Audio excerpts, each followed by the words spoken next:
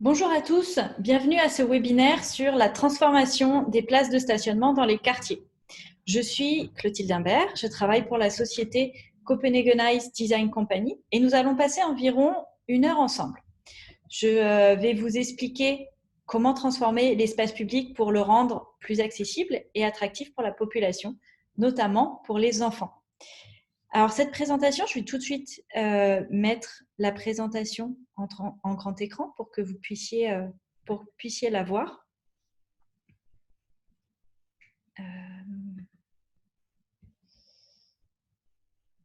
Alors, annuler. Non, je vais la laisser comme ça. Cette présentation, elle est réalisée dans le cadre du projet européen Métamorphosis. Je ne suis que le messager de l'équipe de Métamorphosis, c'est-à-dire que je n'ai pas pleinement contribué à l'élaboration des projets présentés, mais il nous semblait vraiment très important de partager cette information en français.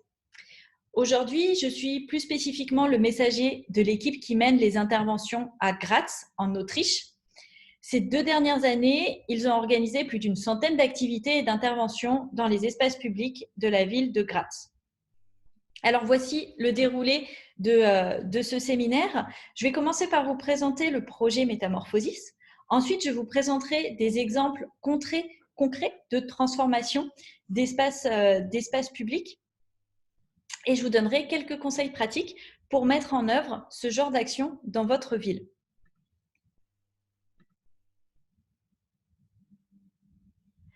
Alors, le projet, pour commencer, un petit mot sur le projet Métamorphosis. Il a démarré en 2017 et c'est une équipe de sociétés européennes qui sont présentes dans 6 pays différents et qui travaillent sur le projet qui est financé par l'Union européenne.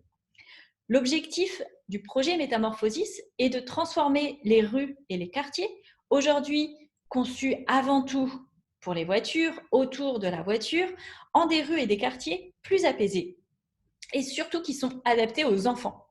En effet, nous pensons que le nombre d'enfants présents dans l'espace public d'une ville est un indicateur révélateur d'une bonne qualité de vie et d'un mode de vie durable. Il est important de concevoir pour les générations futures. Il est tout autant important de bien concevoir aujourd'hui l'espace public pour les enfants. Nous avons eu du coup une attention toute particulière tout au long du projet à la collaboration, mais aussi à la participation des enfants dans les projets qui ont été organisés dans le cadre de Métamorphosis, afin que ce soit pour eux, mais que ce soit aussi avec eux que l'on transforme l'espace public. Pour atteindre cet objectif, nous avons travaillé à la mise en œuvre de différents types de projets, à la fois des laboratoires d'activités en plein air, à la fois la création d'outils éducatifs ou encore la transformation pure et simple d'espaces publics. C'est ce dernier thème que nous allons traiter aujourd'hui dans ce webinaire. Par l'expression intervention dans l'espace public, nous entendons la réalisation d'une large gamme d'actions qui sont mises en œuvre dans l'espace public. Alors pour commencer, je souhaiterais vous expliquer pourquoi il est vraiment important d'agir dans l'espace public aujourd'hui et pourquoi finalement l'espace public est comme un levier pour transformer le monde qui nous entoure. La réponse, elle est toute simple. L'espace public, c'est un espace de vie. Ça doit être en tout cas considéré comme un espace de vie, ça doit le redevenir. La plupart du temps, dans les villes, aujourd'hui, l'espace public, c'est-à-dire les rues, mais aussi les places, elles sont simplement utilisées comme des espaces de transit, c'est-à-dire on va d'un point A à un point B. L'autre alternative, c'est que ce sont aussi des espaces de consommation. Je fais référence aux terrasses de café ou encore aux marchés. Ce sont principalement les parcs qui, aujourd'hui, dans la conscience des citoyens, sont des lieux récréatifs, des espaces de vie ou des espaces de repos. Et c'est vraiment dommage, tout le monde n'a pas un parc à côté de chez lui. Et l'espace public dispose d'un potentiel beaucoup plus grand que ce qu'on imagine.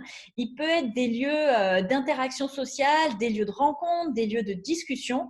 De nos jours, ce n'est pas le cas. Les interactions entre les gens qui utilisent l'espace public sont vraiment très réduites.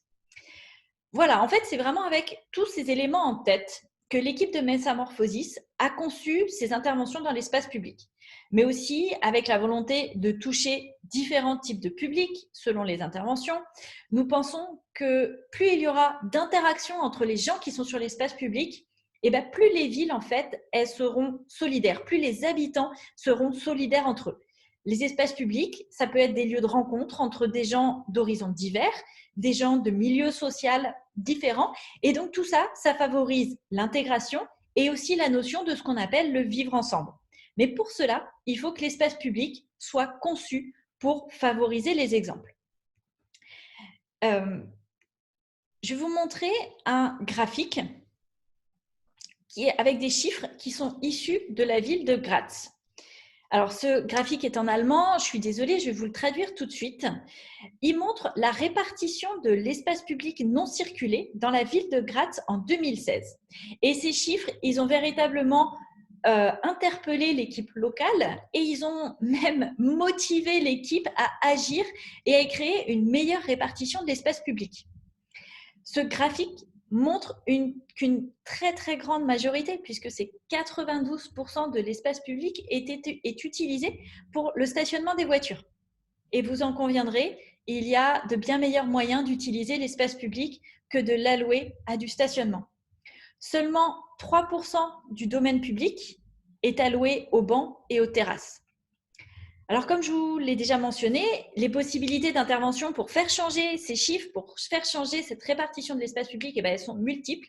Et du coup, maintenant, je vais vous présenter deux exemples très concrets. Le tout premier, il est réalisé à petite échelle, sur un temps très court, qui n'a pas nécessité d'importants financements. Et ensuite, je vais vous présenter une intervention à plus grande envergure, qui a été organisée sur plusieurs jours et qui fut forcément plus coûteuse.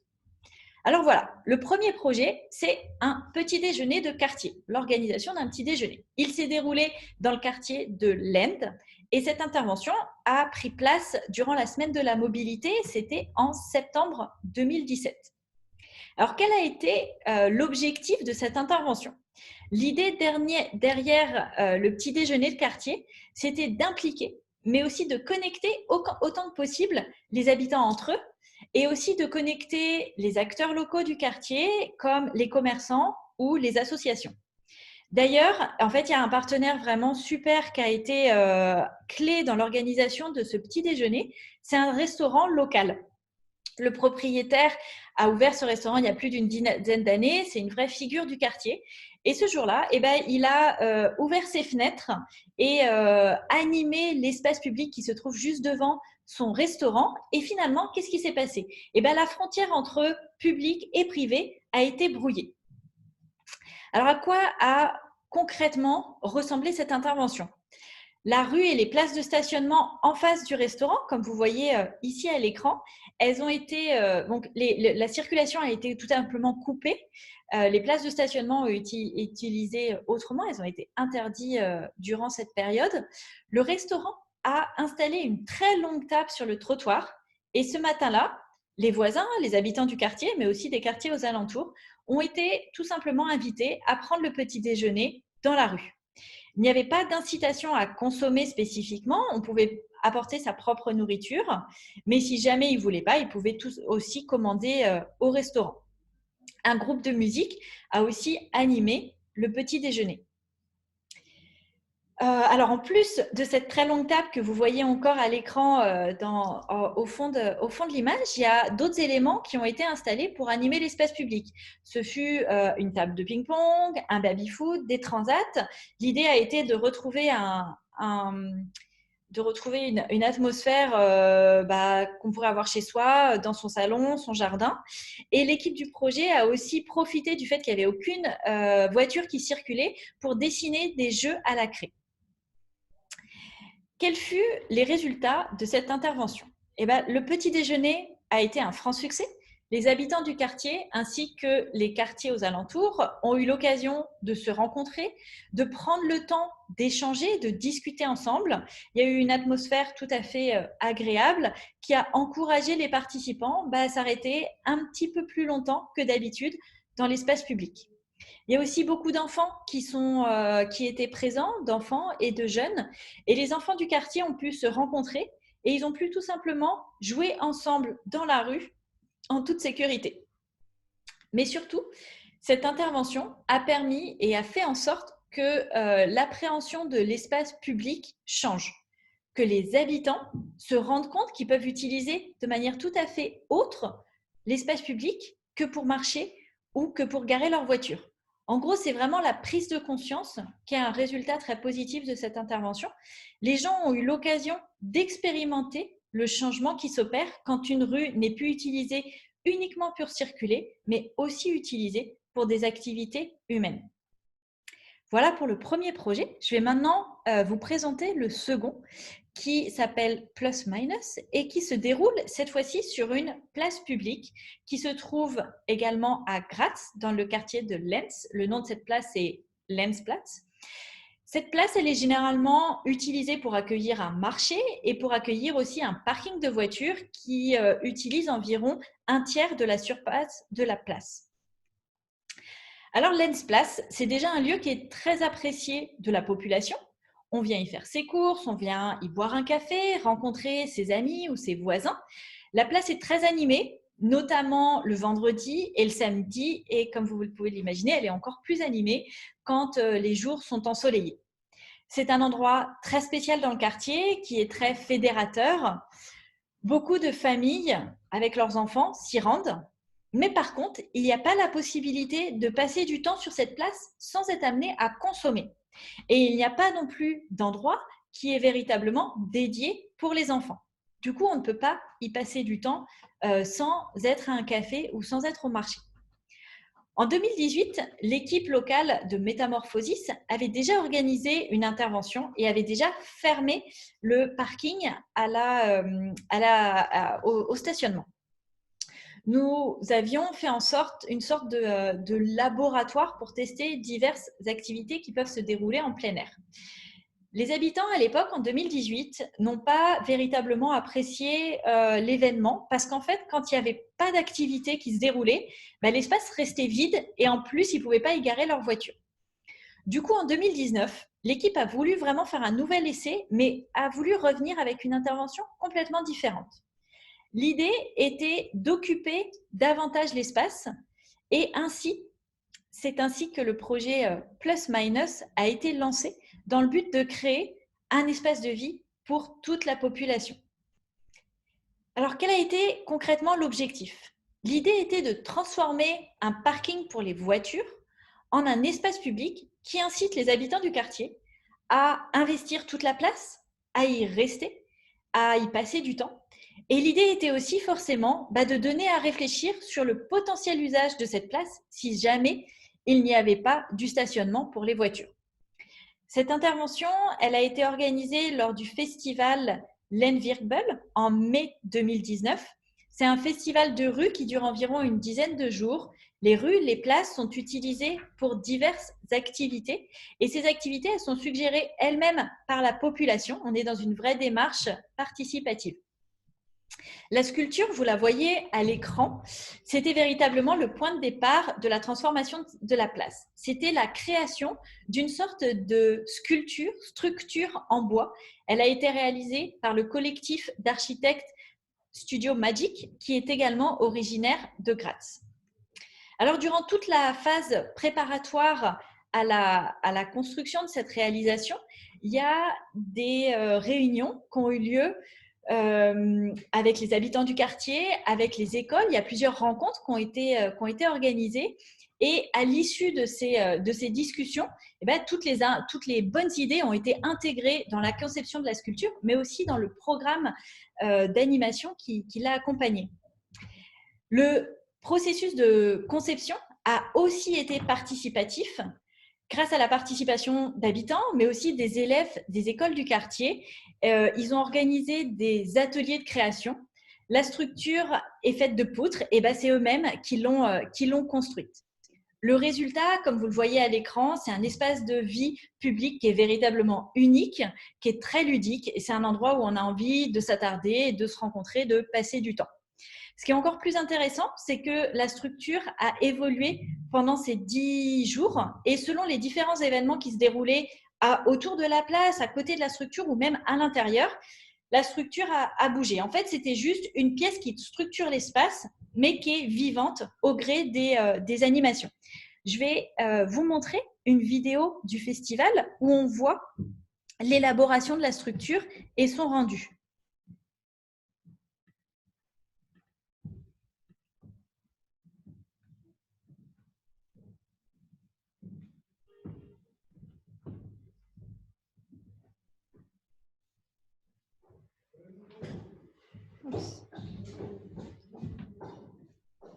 Alors, la vidéo a un peu de mal à se... Voilà.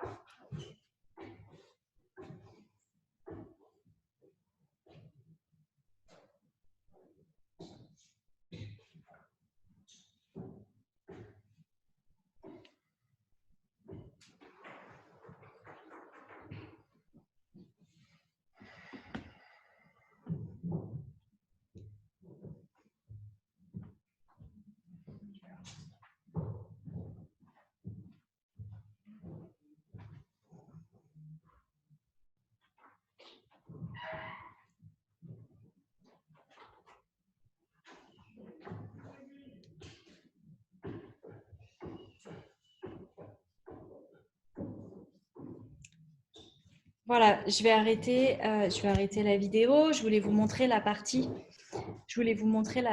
où on voit véritablement la structure.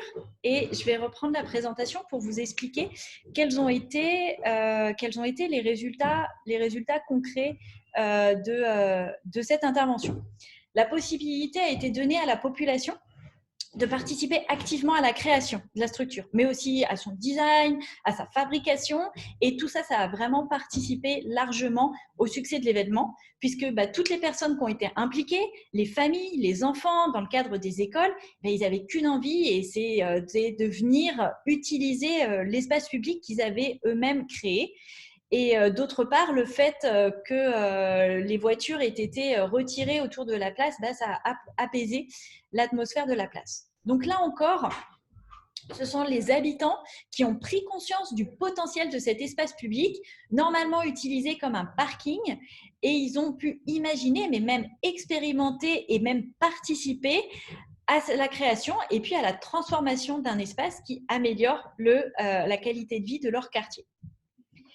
Donc, je viens de vous présenter deux exemples très concrets, très spécifiques, mais la variété d'interventions n'a de limite que l'imagination de la population. Et l'espace public dans les villes, il ne manque pas. Il y a beaucoup de choses qui sont possibles, beaucoup de choses qui sont faisables. Ça peut être juste de sortir des chaises et d'aller lire dehors sur le trottoir, ou alors de transformer véritablement une place comme on vient de le voir. Si l'on veut en tout cas que la population imagine d'autres possibilités d'usage des espaces de stationnement, des espaces qui sont alloués aujourd'hui à du parking, il faut leur montrer des exemples. Mais encore mieux, il faut les impliquer et il faut mettre les habitants au cœur d'une démarche de transformation des villes. Alors, dans cette dernière partie de la présentation, je vais vous donner quelques conseils pratiques. Si vous aussi, vous avez été inspiré par ces projets d'espace public et que vous avez envie d'en mettre en œuvre dans votre ville. Alors, ce sont des grandes lignes directrices. Selon vos projets, il faudra forcément les adapter. Dans tous les cas, pour commencer, il y a une question fondamentale à se poser au début de chaque intervention. C'est pour quelle raison on fait l'intervention? Pourquoi? La réponse peut être tout simplement parce que ça nous fait plaisir.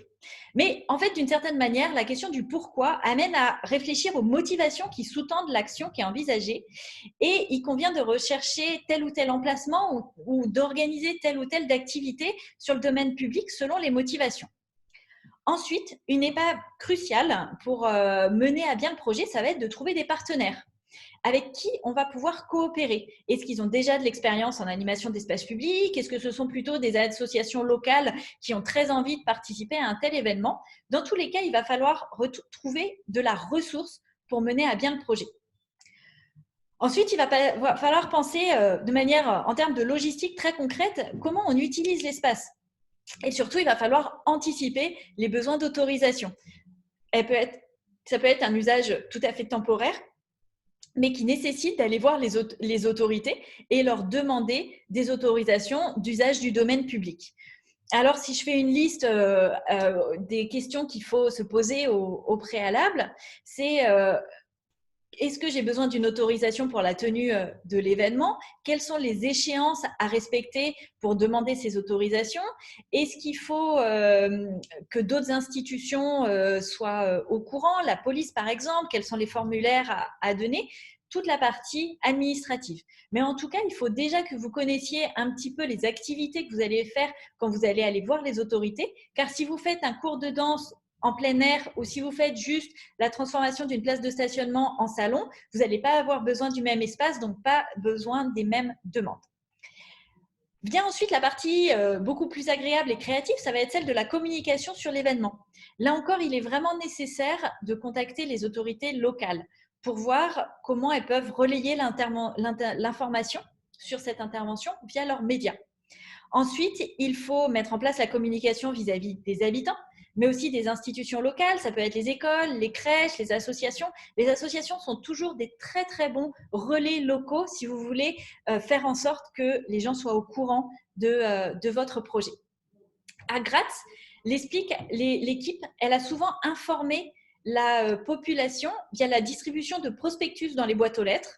Donc, du coup, ils invitaient les participants à participer à ce projet, mais ils leur aussi donné la possibilité de poser des questions, de se renseigner sur le projet, puis aussi de formuler des suggestions. Dans tous les cas, la communication, c'est un élément clé de la réussite du projet. Tant qu'on parle de communication, il s'agit aussi de la communication en interne, de la gestion du projet, qu'il ne faut surtout pas sous-estimer. Plus le projet est grand, plus il va avoir un grand nombre d'acteurs et il faut réussir à les maintenir motivés et impliqués tout au long du processus d'organisation, mais aussi de réalisation. Donc, il est important que chacun connaisse ses responsabilités. C'est là un des défis de ce genre de projet. Un dernier élément, après l'événement, surtout si l'intervention impactait le voisinage, mais c'est souvent le cas dans ce genre de projet, il est nécessaire de recueillir des commentaires de la population, de documenter tout ce qui a bien fonctionné et puis tout ce qui doit être aussi amélioré. Et enfin, pour finir, un dernier mot, il est vraiment important de recommencer encore et encore ce genre d'intervention. On en a besoin dans les villes, dans les espaces publics. Voilà, écoutez, merci beaucoup de m'avoir écouté. Nous allons maintenant clore ce webinaire. Je vous invite à vous rendre sur le lien internet du site de Métamorphosis. Vous pouvez vous inscrire à d'autres webinaires. Vous pouvez aussi télécharger les études faites sur le sujet des espaces publics ou regarder les très nombreuses vidéos des événements participatifs qui ont été créés ces dernières années. Merci beaucoup et à bientôt.